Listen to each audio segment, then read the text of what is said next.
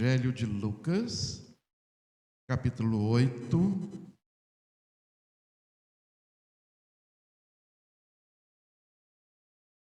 do 26 ao 39.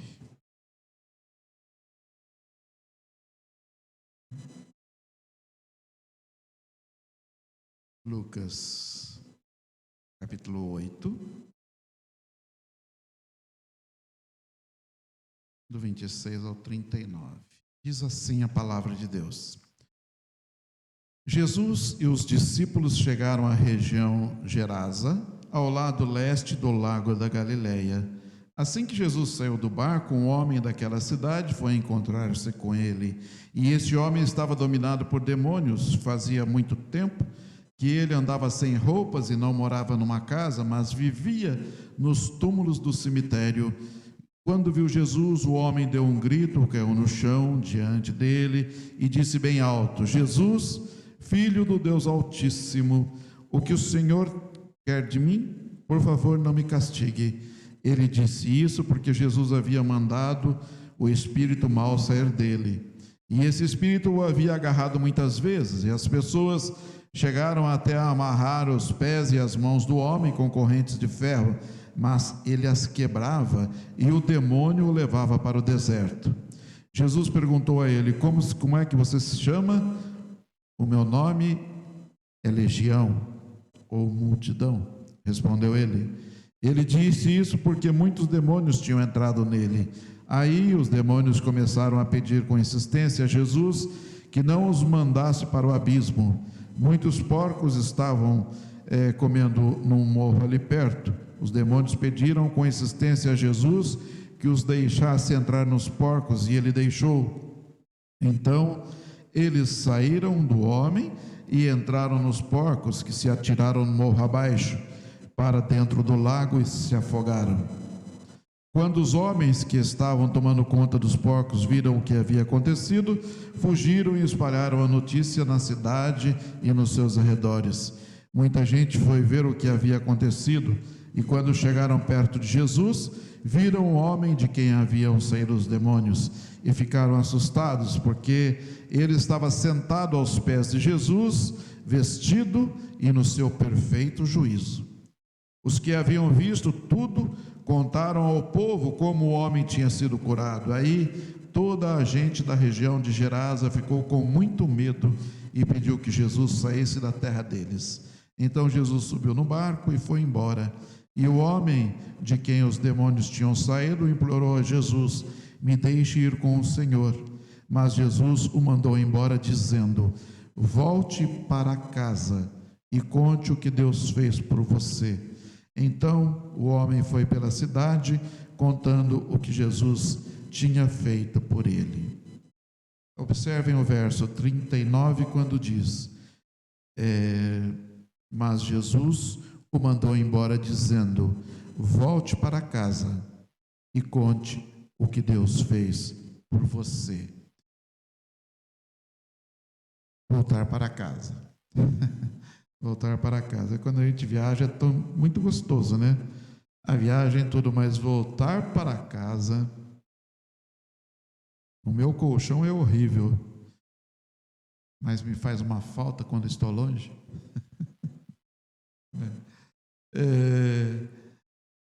Lar, doce lar. A gente reclama de tudo em nossa casa, né? Eu preciso consertar aquelas na parede, como que chama? Aqueles riscos na parede? Rachadura. Em casa, eu acho que até eu esqueço o nome por causa disso, tem tantas e a gente vive reclamando, né? Mas nós queremos muito estar em casa. Nesses dias, né, de frio, o nosso lar é tudo de bom, né? É tudo de bom, gente. Eu não digo assim as quatro paredes, mas o estarmos juntos é bom, né? O estarmos com os nossos familiares é algo assim sempre muito, muito gostoso, né? Muito gostoso. Então, aqui nós vemos a triste história de um homem possesso por um demônio, né? Imaginem vocês, uma pessoa vivendo no cemitério, né? Deve ser tudo de terrível, né? Tudo de terrível na vida da pessoa, né? E aquele homem, ele era autodestrutivo, né? Ele se machucava, ele fazia de tudo para se machucar, né? Nós vemos lá no Evangelho de Marcos, conta esta mesma passagem, né? E diz que ele passava os dias e as noites nos montes e entre os túmulos, gritando e se ferindo de propósito com as pedras, né? Pense numa situação terrível. As pessoas deviam olhar e falar: nossa, não tem futuro, não vive. É uma pessoa morta que esqueceu de cair, como muitos dizem, né? Não tinha esperança para aquela vida, não havia esperança para aquele homem. Como nos dias de hoje, quantas vezes nós vemos pessoas, né? Às vezes nós falamos: nossa cidade é tão pequena, mas nós vemos tantas pessoas passando por isso, né?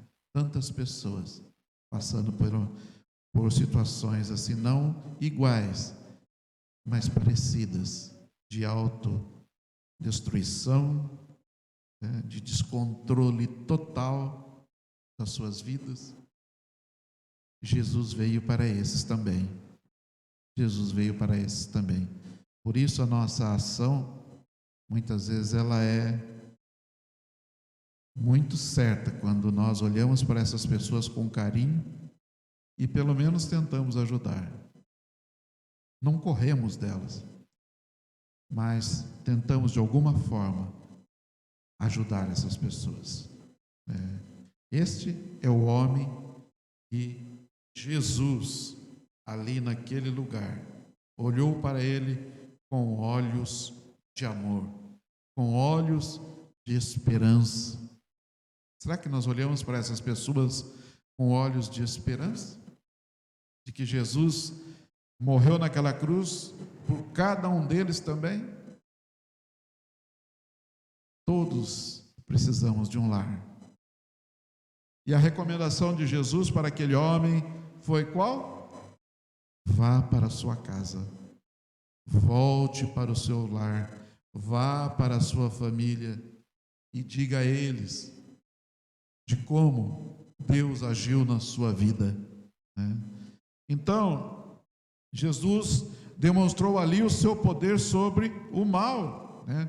O seu poder sobre Satanás, quando aquele homem foi liberto daqueles espíritos atormentadores, né?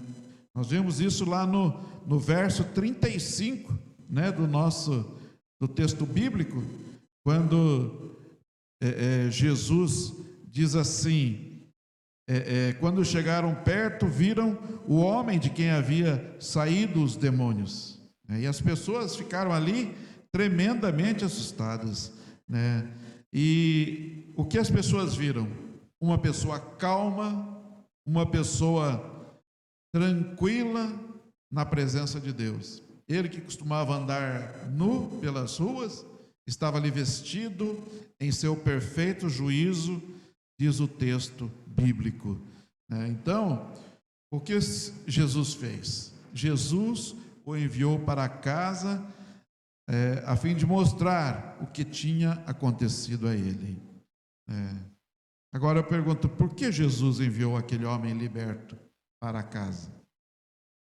O que queria Jesus mostrar para aquela família? Todos nós somos carentes de um lar. A nossa alma é carente do lar celestial. Todos nós estamos aqui ansiosos para um dia estarmos com Jesus nos céus.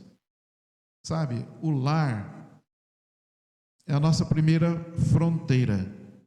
É o primeiro lugar onde nós demonstramos, é o nosso lugar de batalha da nossa fé cristã. É o lugar de batalha. Por quê? Porque é em casa que a gente mostra quem a gente é, né? É em casa que a gente mostra o nosso verdadeiro eu. É em casa que a gente tira as máscaras. Então, o que nós vemos? Nós vemos na Bíblia que as pessoas, elas tinham essa necessidade de Deus. E nós vemos, né, lá no Gênesis capítulo 6, que Noé, ele precisava e ele queria, e Deus o chamou, e ele ganhou a sua família para o Senhor. E o verso Gênesis 6,18 diz assim: mas com você eu vou fazer uma aliança. Deus falando com ele: portanto, entre na barca e leve com você a sua mulher, os seus filhos e as suas noras. A salvação para a vida daquela família. Josué também, ele toma uma decisão e ele finca ali uma estaca diante do povo de Israel. E no último capítulo do livro de Josué, ele diz lá no verso 15: mas se vocês não querem ser servos do Senhor, decidam hoje a quem vão servir. Resolvam se vão servir aos deuses de seus antepassados, que seus antepassados adoravam na terra da Mesopotâmia, ou os deuses dos amorreus, na terra de quem vocês estão morando agora. Porém, eu e a minha casa, eu e a minha família, serviremos ao Senhor. Ele tomou uma posição diante de um povo rebelde, diante de um povo que,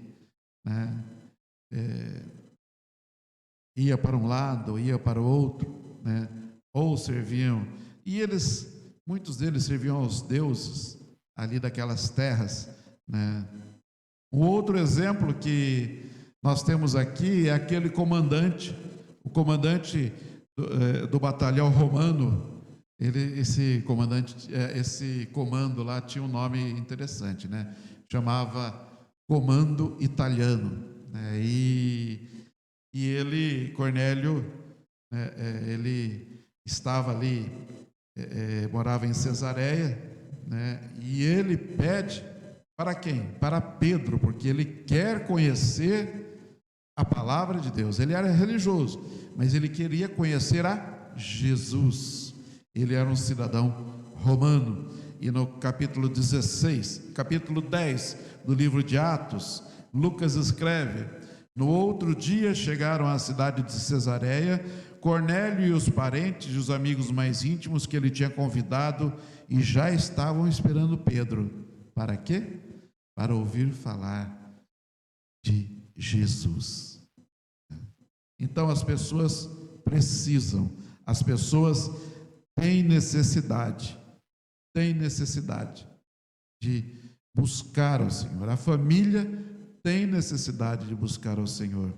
Carcereiro de Filipos, lá no livro de Atos também, ele diz que ele levou Paulo e Silas para sua casa, ele lhes deu comida, e o carcereiro e as pessoas de sua casa ficaram cheios de alegria, porque agora criam em Deus, porque agora eles estavam salvos.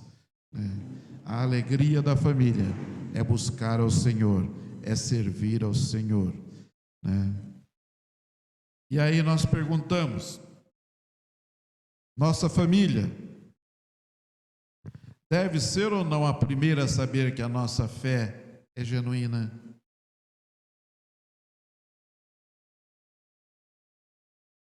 A gente sabe que é mais difícil ser cristão em casa.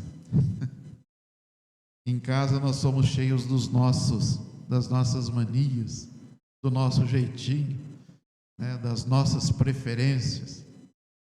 E muitas vezes nós queremos ter prioridade em muitas coisas, E a gente vê isso muitas vezes com os filhos, Os filhos, um grita lá: vou tomar banho. Não, sou eu primeiro, eu tenho que ir para a escola, Então, ali é que nós vemos a vivência da família, E é ali que nós somos chamados, e é ali que aquele homem, quando foi liberto e que teve um encontro com Jesus, ele foi mandado para mostrar aquilo que tinha acontecido com ele. E é na nossa casa que nós somos chamados para testemunhar. Em casa é que vale o nosso testemunho, porque é ali é que ele resiste e que ele continua firme ou que ele se arrebenta. Ali é que o nosso testemunho passa a contar, verdadeiramente. E é ali que Jesus te quer realmente um servo, uma serva do Senhor. Então, o lar é o lugar para testemunhar das coisas boas de Deus. Por isso ele fala para aquele homem: vá lá para sua casa e conte lá as coisas boas que aconteceram com você, e conte tudo o que Deus te fez. Você conta as bênçãos da sua vida no seu lar? Você conta as bênçãos que você recebe para os seus filhos? Isso é muito importante. Isso é muito importante. Você enfatiza, tudo aquilo que Deus fala ao seu coração. Você conta em sua casa? A palavra que você recebeu no domingo à noite, você já experimentou para contar no seu lar? Como Deus falou ao seu coração? A tua família te considera um cristão, uma cristã genuína?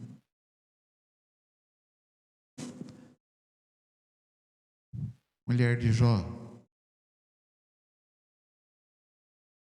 é um exemplo triste, Porque no mais alto, no momento mais triste, ali, quando Jó precisava do seu apoio, ela falou o quê? Amaldiçoa esse Deus e morre. Sabe, é em casa que nós precisamos de muito apoio. É em casa que você pode fazer a diferença.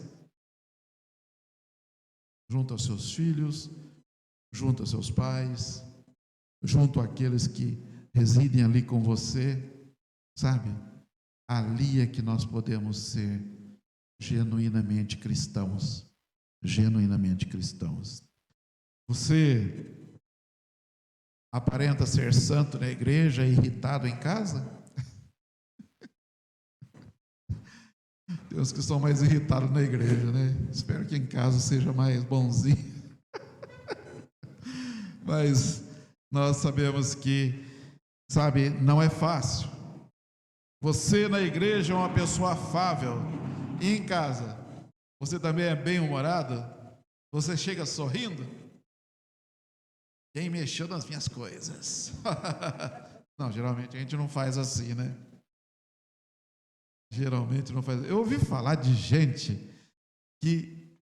as meninas, as irmãs, uma pegava a roupa da outra e pulava a janela para poder usar depois, Então imagina. Mas fale mal da irmã para ver, Arruma briga. Mas dentro de casa as coisas voavam, E não era fantasma.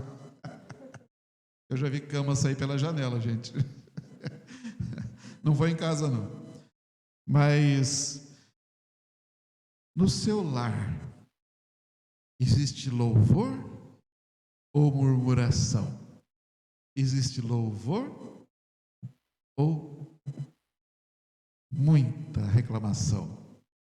Às vezes eu chego em casa para brincar com a Vilma e falo assim: nossa, tem que comer isso hoje? Quando ela está de bom humor, ela fala... olha, se você descer aqui 3 quadras ali, tem um restaurante. Fica à vontade. Não, bem, está maravilhoso isso daqui. Eu amo, adoro arroz, feijão e ovo. Estou brincando. Geralmente ela olha, dá uma risadinha e fala: ai. Mas ela sabe que é brincadeira, Você louva a Deus quando as coisas acontecem, quando as coisas boas acontecem e você conta em casa? Isso é muito importante. Porque Deus, Ele quer se íntimo seu. Mas Ele quer que você fale na sua casa das bênçãos que Deus tem colocado na sua vida. Assim como Jesus fala para aquele homem: vá na sua casa e conte lá o que Deus fez por você. Então eu digo para você, na sua casa, conte o que Deus tem feito na sua vida, de como Ele tem sido cuidadoso, tem te cuidado com muito afeto, com muito amor, e mesmo naqueles dias mais difíceis, você sabe que o Senhor está do seu lado. O Senhor está do seu lado. Então, o lar é o posto avançado para levar o Evangelho. O lar é o lugar onde nós começamos a falar de Jesus, se nós quisermos falar para fora, né? E este homem chegou ali, o verso 39 fala que ele foi para sua casa e depois ele saiu pela cidade, anunciando o Evangelho do Senhor. Assim diz o texto lá no verso 39. E ele diz, né, os lares são o lugar primordial para se levar a palavra de Deus, porque a partir dali que você vai sentir a alegria de poder ver Deus agindo na vida dos seus e através da vida dos seus agir na vida das pessoas, aquelas que você levar o Evangelho. Então, eu me lembro de uma história que eu já contei na igreja e que eu li, eu não me lembro exatamente onde, mas na China, áureos tempos de pregação do Evangelho por missionários, e tinha ali um missionário chinês, e muito longe dali, um pai ficou sabendo de uma filha, um pai que tinha uma filha que estava passando por um mal muito grande. Essa moça era endemoniada, e ele ficou sabendo da vida do missionário. Era tão longe, mas ele tinha que ir lá, porque ele amava muito a sua filha, e ele foi. E depois de muitos dias de caminhada, ele chegou ali, e o filho do missionário atendeu. Pois é, meu pai está viajando. E aquele pai ficou assim muito triste. Ele falou: e agora? Ele falou: mas quem é você? Ah, sou filho do missionário. Ah, é filho do missionário? Sim, sou filho do missionário. Ah, então é você que vai orar pela minha filha. Você é filho do missionário? Sou. Então, você vai orar pela minha filha. E aquele menino, com muito medo, né? E assim, até pela idade e por não ter essa experiência, mas ele orou por aquela moça, e aquela moça foi liberta. E ela foi curada ali naquele momento. Então, o missionário tinha feito um bom trabalho. O missionário tinha feito um bom trabalho. Sabe, nós somos chamados, e às vezes nós, assim como família, falamos: mas eu não tenho experiência para algumas coisas. Sabe, se você tem sido dia a dia treinado em seu lar, se você tem recebido a palavra de Deus, se você tem, junto com a sua família, andado nos caminhos do Senhor, Deus tem algo para você, e Deus pode te usar. E mesmo que você esteja longe dos caminhos do Senhor, Deus tem algo para você. Deus quer te dar a bênção. Deus quer completar a obra dentro do seu lar. E a sua família ser do Senhor Jesus. Ser do Senhor Jesus. Eu creio que Deus quer que toda a nossa família seja trazida a Cristo. Por isso a nossa oração Por isso a sua oração, ela tem um valor poderoso na presença do Senhor. Continue orando, continue buscando, não desista dos seus, não desista dos seus queridos, não desista, continue orando, porque o Senhor faz a obra e a batalha é do Senhor. Por quê? Porque a vitória é do Senhor. Nós somos chamados para sermos canal de bênção na vida das pessoas, na vida das pessoas, né? Deus nos quer ver alcançando o mundo, e que isso comece dentro da nossa casa, para que pessoas possam ter a nossa casa como um grande farol que está ali, sempre aceso, e as pessoas sempre vão dizer: ali mora uma serva, um servo do Deus Altíssimo. Sabe, isso é maravilhoso, isso é maravilhoso. Então, concluindo, nós queremos dizer, no verso 40, está escrito assim, Lucas 8,40: quando Jesus voltou para o lado oeste do lago, a multidão o recebeu com alegria, pois todos tinham ficado ali à espera dele. Creia, Jesus está sempre, sendo procurado. Você é o canal da bênção.